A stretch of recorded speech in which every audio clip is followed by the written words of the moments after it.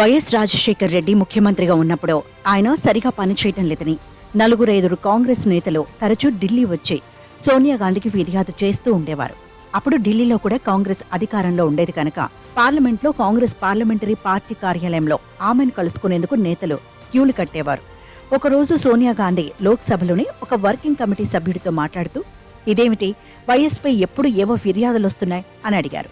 Madam, నీ పక్కన మన్మోహన్ సింగ్, ప్రణబ్ ముఖర్జీ, శరద్ పవార్, లాలూ ప్రసాద్ యాదవ్, చిదంబరం, నేను కూర్చున్నా. మన్మోహన్ సింగ్ ఎప్పుడు ఎన్నికల్లో నెగ్గలేదు. చిదంబరం ఎంపీగా ఉన్న తమిళనాడులో కాంగ్రెస్ ఎప్పుడు అధికారంలోకి రాలేదు. శరద్ పవార్, లాలూ ప్రసాద్ యాదవ్ మన పార్టీ కాదు. ప్రణబ్ ముఖర్జీ నాలాగే మొదటిసారి ఎన్నికల్లో గెలిచారు. మీరు యూపీ నుంచి గెలిచారు, కానీ యూపీలో మన పార్టీ లేదు. పార్టీ పెద్దలు ప్రాతినిధ్యం వహిస్తున్న అనేక రాష్ట్రాల్లో కాంగ్రెస్ ఓడిపోతే మరి కాంగ్రెస్ పార్టీని గెలిపించి అధికారంలోకి తీసుకువచ్చిన వైఎస్ మీద ఫిర్యాదులు వస్తే ఆయన అధికారం ఎలా చెలాయించాలో మనం చెప్పగలమా అని ఆయన జవాబిచ్చారు. అందుకు సోనియా నిజమే అని నవ్వుతూ అంగీకరించారు.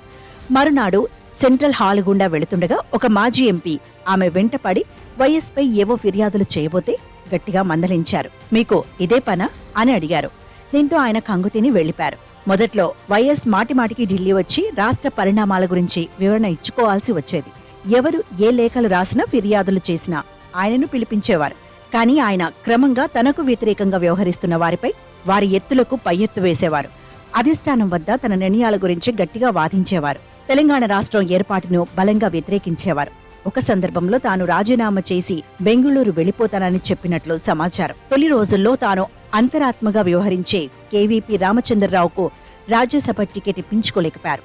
కానీ క్రమంగా అధిష్టానంపై పట్టు సాధించిన తర్వాత కేవీపీకి టికెట్ ఇవ్వాల్సి వచ్చింది. తన వర్గీయులకే ఎమ్మెల్యే టికెట్లు ఇప్పించుకోగలిగిన శక్తి ఆయన సంపాదించారు.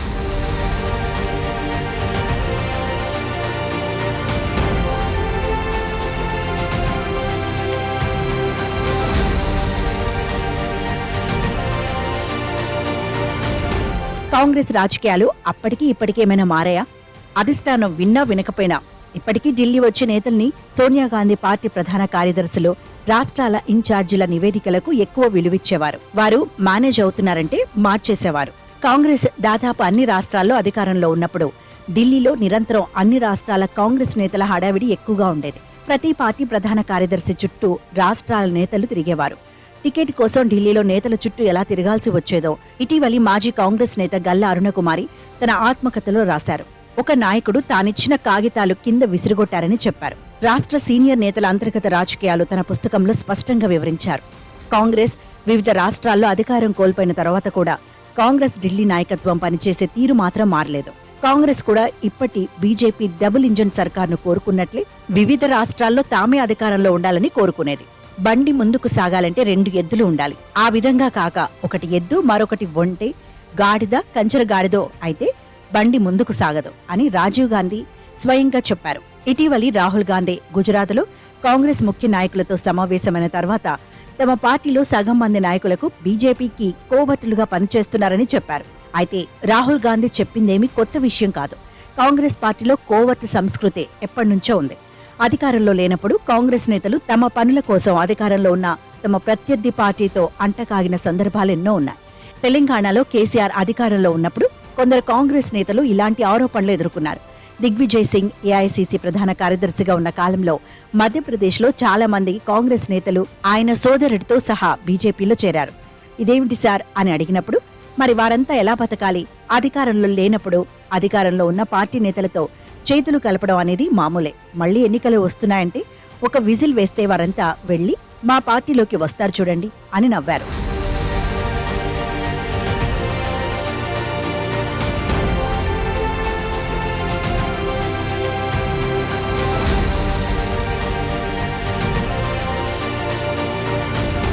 ఆయన చెప్పిన విధంగా 5 ఏళ్ల తర్వాత మళ్లీ దిగ్విజయ్ సింగ్ సోదరుడితో పాటు బీజేపీలో చేరిన అనేక మంది కాంగ్రెస్ నేతలు మళ్లీ స్వంత పార్టీలోకి వచ్చారు. అయితే పార్టీ మళ్లీ అధికారంలోకి వస్తుందన్న విశ్వాసం ఉన్నప్పుడే ఏ విజిలైనా పనిచేస్తుంది. గుజరాత్లోనే కాదు, అనేక రాష్ట్రాల్లో నరేంద్ర మోదీ ఇతర పార్టీల నేతల్ని ఎలా మచ్చిక చేసుకోవాలో, తన పార్టీని ఎలా విస్తరించాలో అన్న విషయంపై పట్టు సాధించారు. రాజకీయాలలో అవసరాలు, ప్రయోజనాలు, ప్రలోభాలను అధిగమించి వ్యవహరించేవారు అరుదు. మొఘల్స్, పోర్చుగీస్, డచ్, బ్రిటిష్ వారు దండయాత్రలు చేసి రాజ్యాలు కబళించినప్పుడు కూడా వారి అండ కోసం స్థానిక రాజులు ప్రయత్నించిన ఉదంతాలు ఎన్నో. ఇప్పుడు పార్టీ నేతల్లో అత్యధికులు కాంట్రాక్టర్లు, వ్యాపారస్తులే. తమ సొంత ప్రయోజనాల కోసం ఇతర పార్టీ నేతలతో అంట కాకూడదంటే వింటారా? వారు వింటారన్న గ్యారంటీ లేదు కాకలేదు. రాష్ట్ర రాజకీయాల్లో కూడా ఒకరినొకరు ఓడించుకున్న, ఒకరినొకరు పార్టీలో పైకి ఎదగకుండా అడ్డుకున్న సందర్భాలు అసంఖ్యాకం. ఉత్తరాంధ్ర రాజకీయాల్లో ద్రోణం రాజు సత్యనారాయణ, భాట్టం శ్రీరామమూర్తి మధ్య ఆసక్తికరమైన వైరం ఉండేది. వైఎస్ రాజశేఖర్ రెడ్డి, కోట్ల విజయభాస్కర్ రెడ్డితో సహా అనేక మంది రాజకీయ నేతలు తమ స్వంత పార్టీ నేతల్ని ఓడించుకొని తమ ముఖ్యమంత్రుల్ని గద్దె దించేందుకు ప్రయత్నించిన ఉదంతాలు ఎన్నో. మాజీ ప్రధాని పివి నరసింహారావు కూడా ఈ వెన్నుపోట్ల రాజకీయాలకు గురైన వారే.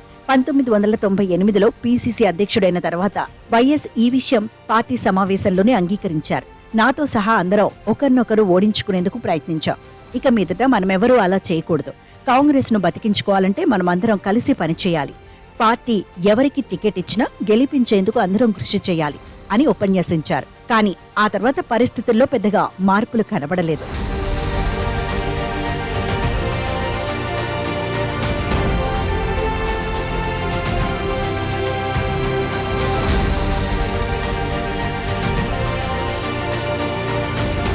విచిత్రమేమంటే కాంగ్రెస్ పై తిరుగుబాటు చేసి స్వంత పార్టీలు పెట్టిన వారు మళ్లీ అదే పార్టీలోకి వచ్చి కీలకమైన పదవులు పొందిన దాఖలాలున్నాయి.